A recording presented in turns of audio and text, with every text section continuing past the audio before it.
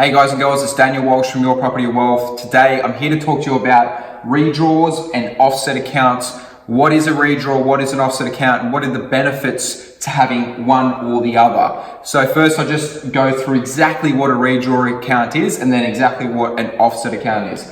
So let's say we have a redraw, we have a loan of $300,000. Now, let's say that the loan here, we're paying the loan down. So let's say we've paid down the loan of $100,000.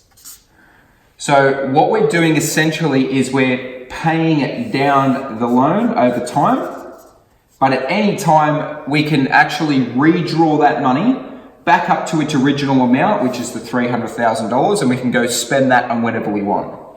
So if we've paid down $100,000, means that we have $200,000 left on the loan. So at any time we can redraw the 100, but we can continue paying down the $200,000 as well. It works a little bit different to an offset account, and this is how an offset account works. So let's say we have a $300,000 loan as well. Now we have $300,000 in here, but what happens with an offset account is we have essentially what is an everyday savings account, right?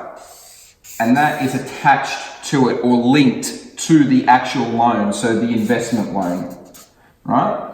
And let's say that we have $100,000 in the offset account. If we have $100,000 in the offset account, then what that does is it reduces the interest payable on the loan by $100,000. So it doesn't essentially reduce the loan amount. That loan still looks like a $300,000 loan, but what it's doing is it's reducing the interest payable by $100,000 because the $100,000 in the offset account is linked to this one. So that's how an offset account works, and that's how a redraw works. Now, often people don't really understand what one should I be getting. What's the benefits to each? Now, let's say that we have an investment loan, and both of these are investment loans. Let's say that I had a redraw account on the investment loan of $300,000, and with that $100,000 that I have paid off, so I've paid the loan down by $100,000, I actually want to go out there and I want to buy a boat. All right? So what I've done is essentially gone, I need $100,000 to buy a boat. I'm going to use the investment or the money that I've already paid into the loan to go buy the boat. But what happens here is, because we've bought the boat, it's a personal item, it's no longer an investment, then this portion, the $100,000, is no longer tax deductible. So what we're saying is, before we bought the boat, the total loan amount was tax deductible. As we pay it down, the tax deductibility drops. But because we've bought the boat, we've changed the purposes of the $100,000 from an investment loan now to a personal loan, a boat, right? So it's a boat, it's a personal item.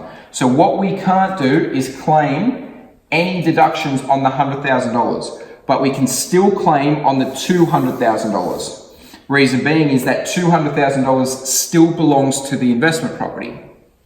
But what happens if we use an offset account? So if we have an offset account here, we have the $100,000 here, and I want to do the same thing. I want to go buy a boat.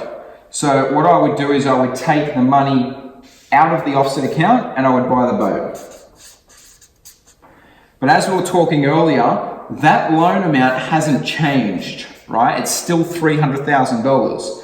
Now, the $100,000 has come out of the offset account and it's gone and bought the boat. Now, we can still claim the total $300,000 as an investment loan because that's still investment purposes that we've used that money for the investment property. So that is exactly the difference between the redraw and the offset account. Here is we're going to use this for personal later on, and it's not claimable anymore, or that $100,000 is not claimable. Over here, we can use this as an everyday access account, and this, the actual way that the tax purposes are, it doesn't change the tax purposes for any reason, so I can still claim the $300,000.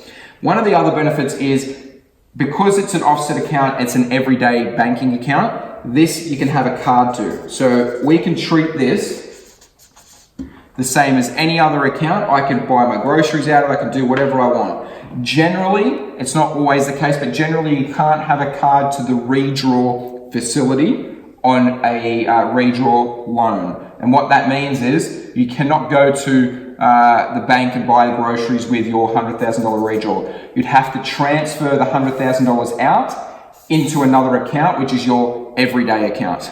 So this is just some of the difference between a redraw and an offset account. There are benefits to both, and it really just depends on what you're going to do with the loan facility before you actually go out there and take the loan facility out. It's always good to do this before you even buy the investment property and structure it correctly so that you don't change the tax purposes down the line, which could hurt your overall tax deductibility for your financial year. If you like my videos, could you please like, share, and comment. Until next time, guys, have a great day.